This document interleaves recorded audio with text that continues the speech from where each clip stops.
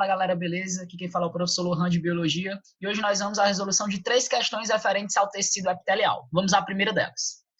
Escolha a alternativa que melhor completa a frase.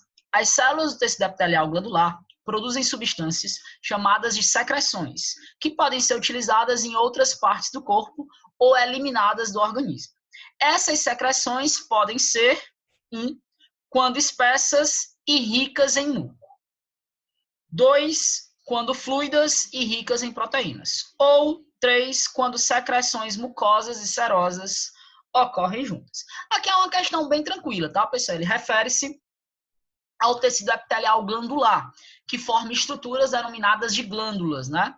As glândulas, elas têm por principal função a produção, a secreção de determinadas substâncias. E aí nós temos vários tipos de glândulas, né? Como o caso da glândula salivar, as glândulas sebáceas, as glândulas sudoríparas, né, que produzem o suor, tem função de regulação térmica, as glândulas mamárias, que nas mulheres de extrema importância para a lactação, né, para a amamentação da criança, dentre vários outros exemplos de glândulas que nós temos espalhados pelo nosso organismo, fazendo sempre essa função de secreção, de produção de substância. E aí nós temos que classificar, pessoal, as glândulas de acordo com vários critérios. Você pode classificar as glândulas de acordo com a natureza química da secreção que ela produz. Você pode classificar as glândulas de acordo com o destino da secreção produzida, tá certo? E aí, se você observar nessa primeira questão, quando ele fala assim, ó, essas secreções podem ser, quando espessas e ricas em muco, né? Quando uma secreção, pessoal, ela é mais espessa e ela é rica em muco, ela é denominada de secreção mucosa. Né? Então, nós temos vários exemplos de glândulas espalhadas pelo nosso organismo que produzem secreções mucosas. O muco, ele tem por característica ser uma secreção mais espessa, mais pegajosa, digamos assim, né? Tá certo? Então, aí você completaria, né, com mucosas, tá? Já o 2, o espacinho, né, que você vai preencher onde tem um 2, ele fala assim, né? Quando fluidas e ricas em proteínas. Quando uma secreção, pessoal, ela é mais fluida, né, tem um aspecto mais aquoso, e ela também é rica em proteína, isso caracteriza essa secreção como uma secreção serosa. Né? Exemplos de secreções serosas são secreções produzidas por células do nosso pâncreas, né? Tá certo? Então, produziria as chamadas secreções do tipo serosa. Então, você completaria o espaço 2 com o termo serosa.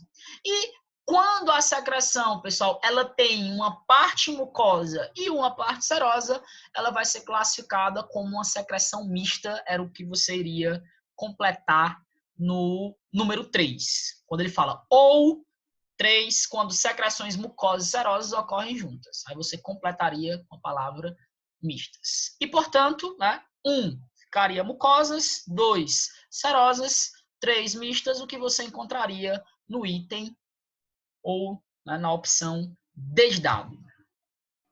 Então, a alternativa correta seria a D. Mucosas, serosas e mistas. Vamos dando sequência, tá, galera? Segunda questão seria uma questão discursiva, uma questão aberta, onde ele fala assim, ó, os tecidos epiteliais são avasculares, ou seja, não apresentam vasos sanguíneos. No entanto, suas células são metabolicamente ativas, realizando todas as suas funções vitais, como a respiração celular ou a produção de substâncias. No caso aí seria, né, um tecido epitelial glandular. De que maneira as substâncias necessárias para a realização dessas atividades chegam às células epiteliais? Então, olha só que interessante, pessoal. O tecido epitelial, ele não apresenta uma vascularização própria. Mas, mesmo assim, as células epiteliais, elas recebem todas as substâncias necessárias para se manterem metabolicamente ativas. Essas substâncias necessárias são principalmente nutrientes e o gás oxigênio, para que a célula possa realizar a respiração celular, produzir energia e se manter metabolicamente ativa. Lohan, mas o que é que explica né? Como é que, por exemplo, os nutrientes e o oxigênio iriam chegar até as células do tecido epitelial se esse tecido ele não tem uma vascularização própria? Aí nós devemos lembrar, pessoal, que uma das características do tecido epitelial é justamente o fato desses tecidos eles ficarem apoiados sobre uma lâmina de tecido conjuntivo. Então, o tecido conjuntivo ele dá uma espécie de sustentação, uma espécie de apoio aos tecidos epiteliais. E os tecidos conjuntivos, pessoal, ao contrário dos tecidos epiteliais, são tecidos extremamente vascularizados. Entre o tecido epitelial e o tecido conjuntivo, nós temos uma estrutura chamada de lâmina basal, que é por onde, né, vai chegar os vasos do tecido conjuntivo para as células epiteliais, e esses vasos que vêm do tecido conjuntivo e chega através dessa lâmina basal até o tecido epitelial, ele traz com ele os nutrientes e ele traz também o gás oxigênio. Então, o que explica as células epiteliais, mesmo sendo tecido avascularizado, receber todas as substâncias necessárias para se manterem metabolicamente ativa, é justamente o fato do tecido epitelial ele ficar apoiado sobre um tecido que é extremamente vascularizado, que é o tecido conjuntivo. Então, os vasos que chegam até o tecido epitelial e que, consequentemente, levam as substâncias necessárias para que as células epiteliais se mantenham ativas, vêm a partir do tecido conjuntivo, que dá essa função de sustentação, através, né, da chamada lâmina basal. Beleza, pessoal? Tranquilo? A gente pode resumir o nosso raciocínio da seguinte maneira. Apesar de ser avascularizado, o tecido epitelial é sustentado por tecido conjuntivo, que é altamente vascularizado. Portanto, as substâncias necessárias às células epiteliais, como os nutrientes e o oxigênio, chegam por difusão por meio dos vasos sanguíneos do tecido conjuntivo adjacente. Beleza? Tranquilo? E vamos à nossa terceira questão, que também é uma questão discursiva, é uma questão aberta. Fala o seguinte: a figura a seguir representa dois tipos de glândulas do corpo humano. Então você tem a imagem, né? Glândula 1, glândula 2. Ele pergunta no item A: como são denominadas as glândulas 1 e 2, respectivamente? Quando a gente vai classificar, pessoal, uma glândula presente, né, no organismo animal, essas glândulas elas podem ser classificadas em glândulas exócrinas, em glândulas endócrinas ou em glândulas mistas, também denominadas de glândulas anfícrinas, tá certo? Nessa imagem aí, pessoal, se você olhar para a glândula de número 1, ela tem como se fosse uma espécie de canal, que é por onde a secreção ela vai ser transportada. Esse canal nós chamamos de ducto.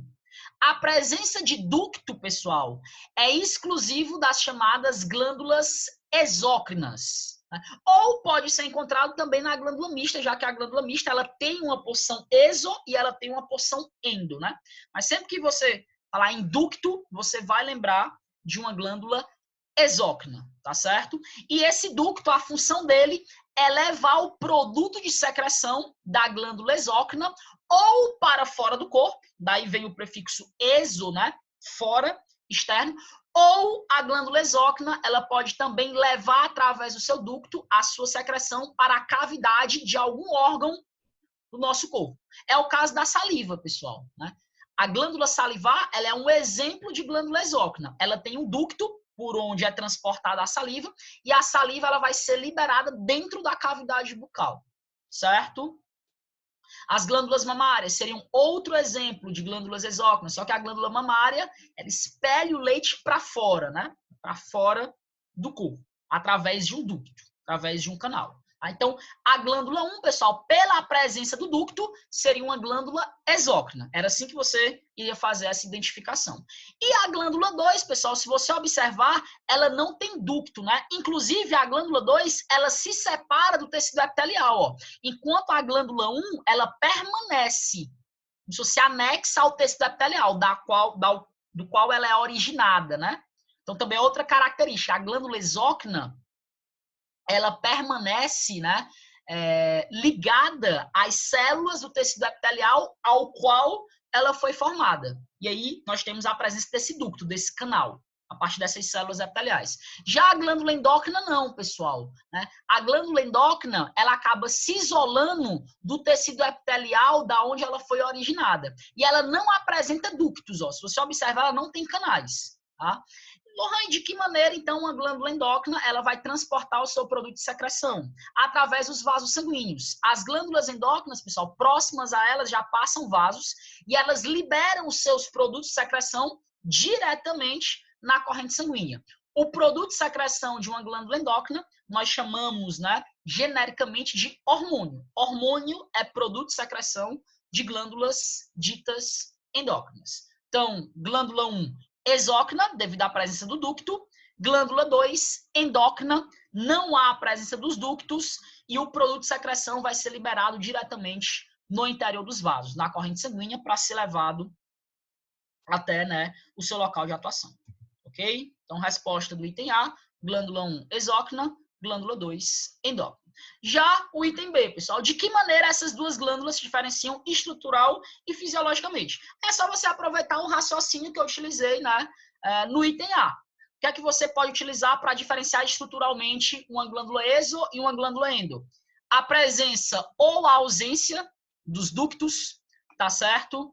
O fato da glândula exócrina ela permanecer, digamos, conectada ao tecido epitelial da onde ela foi originada, enquanto a glândula endócrina ela se isola do tecido epitelial da onde ela foi originada, tá certo? Em termos fisiológicos, em termos de funcionamento, a glândula exócrina, ela libera o seu produto de secreção ou para fora do corpo através do ducto ou para o interior de algum órgão da cavidade, né, de algum órgão do corpo do animal, enquanto a glândula endócrina, o seu produto de secreção vai ser liberado diretamente na corrente sanguínea, indo agir, né, lá nas chamadas células-alvos. É o que acontece com os hormônios. Beleza? Então, resumindo aqui o nosso raciocínio.